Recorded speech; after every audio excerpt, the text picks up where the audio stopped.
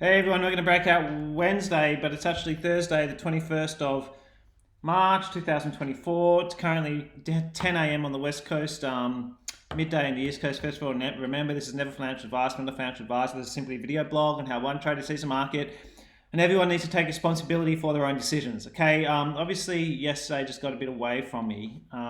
Here's a chart of the All Lords. Okay, it's in an uptrend, right? Simple as that. Don't really know what else to say about it.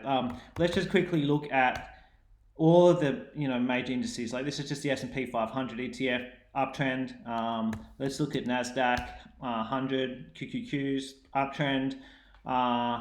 And I think a good way to start Breakout Wednesdays, just because this is kind of what I do in my own time when I'm working, is that I'm always kind of just each week figuring out what are the hottest sectors, because there's just a lot of sector rotation that goes on as part of a bull market, right? The process of a bull market is a series of sector rotations, and if you don't move with the sector rotations, you're not going to be in the best moving stocks. And the job of a momentum trader is to figure out these sector rotations and kind of move with them, right? And so if we look at the moment, there's movement in energy and crude oil and oil stocks.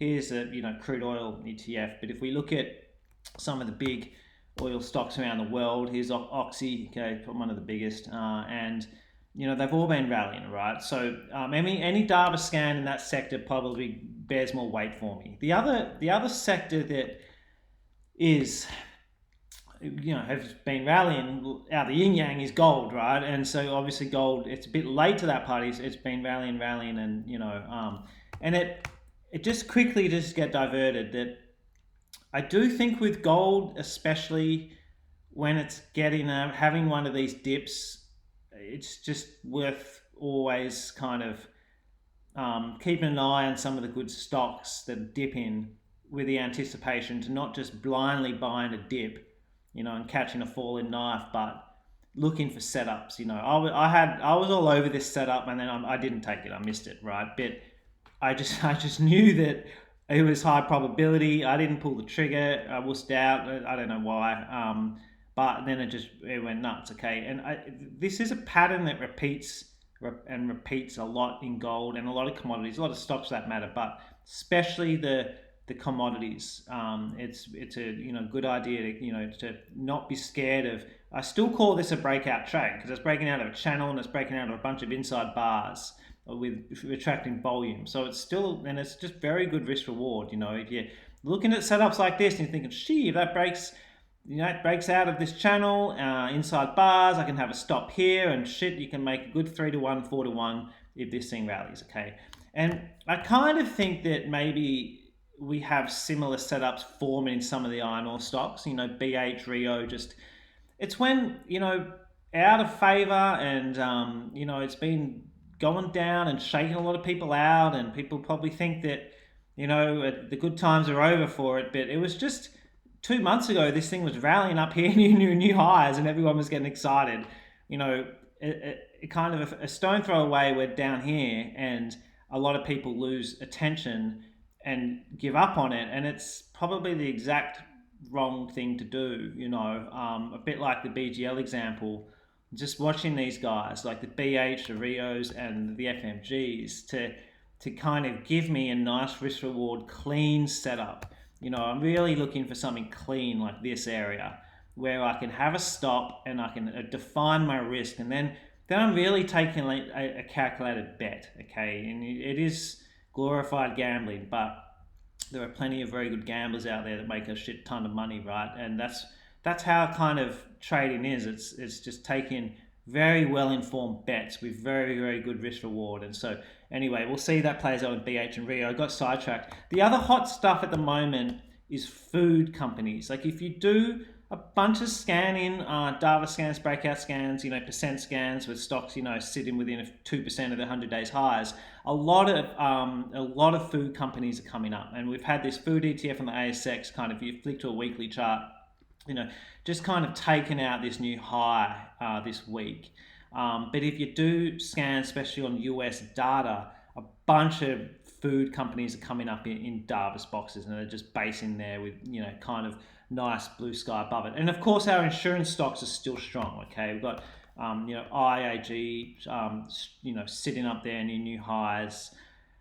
Sun, they're very, insurance stocks are very slow moving, right? It takes a long time to make some real money from them. But anyway, now let's just do a quick scan, all right? This is just a scan I prepared earlier to save time and bullshit, right?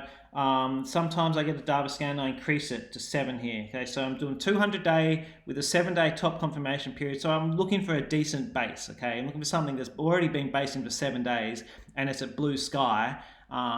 And that's pretty much in a bull market. I think it's pretty awesome, right? And then do this scan and we get GMD to come up first of all, right? Now, first of all, this box isn't long enough for me. It's 7 days, yes, but it needs more. So I put this in my watch list, and this can give me, another kind of 5 to 6 days, and it stays tightly in this base on low volume, and then boom, that will be a high probability trade. It's a gold stock. This is the company I believe that bought out, a lot of Santa Barbara's assets over in the outback of WA, over the old Sons of Gwalia mine and the Leonora mine site from Santa Barbara. So they've got a bunch of gold assets in Australia and overseas, I think, and it's in the one of the hottest sectors right now, and it's got blue sky above it, and it's formed a Davis box. Boom, right? That's all I really need. Now I just need this to base for long enough, and my order gets put in. Okay, it's as simple as that. It's not too complex as most of my decisions, right? IAG, I'm still in this. I've been in this for ages, right? I've been really patient. I was stating a month or two ago after I got hammered on the Domino's trade that if something hadn't rallied up in 2 weeks, I get out. I just think that that's the case. I think I am doing that for momentum trades, but for the grinding slow movers, if you do that for those stocks, you're just always going to have to sell them because they just take forever. Okay, but it is what it is. So I think it's just a bit different for each stock. The next stock is just an example of a food company listed on the NYSE. I can find you dozens and dozens of food stocks that are sitting in Davis boxes just like this. I'm not necessarily going to trade this one, but if you do your homework, you'll see that there's a shit ton of them out there that are basing away, okay? NXT, okay, it's have this huge kind of parabolic run.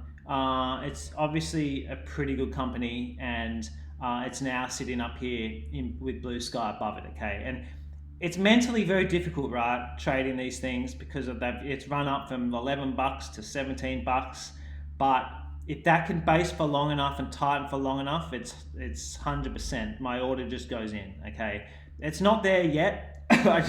With these, there's an old kind of, if you read some of the classics like William O'Neill's How to Make Money in Stocks, they talk about 3 high tight weeks, okay? And so that tends to be my minimum.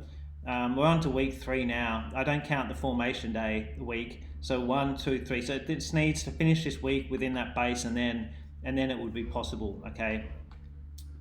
All right. For those who haven't heard of that book, this is it.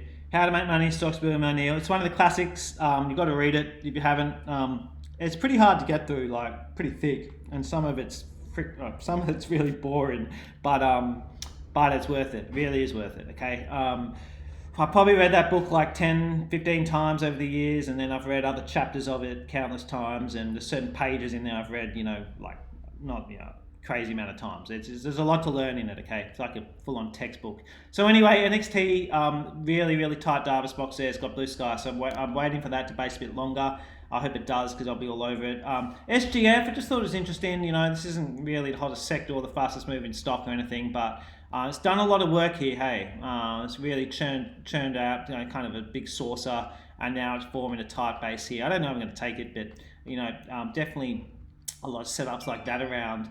And I was talking before about energy stocks, okay, and about oil, gold, and even we've had some a little bit of a rally in some of the uranium stocks too, okay,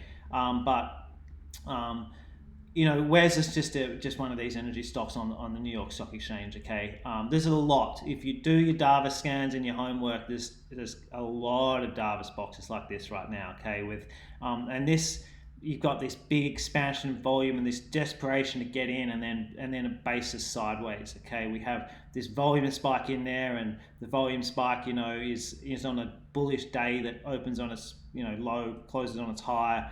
which means a lot. And and there's a lot of trades like that around in energy companies. Okay, now pretty short and sharp. The only other stock I want to talk about that has been coming up in kind of percent scans is NXL, and I did trade it back here. Got out of a little bit of it here, then took a loss I think on the second half of it, but it's setting up again, and it's tightening, and so I like how it had this high here and then another high which is exactly the same as this high, and now it's giving us a few bars of rest.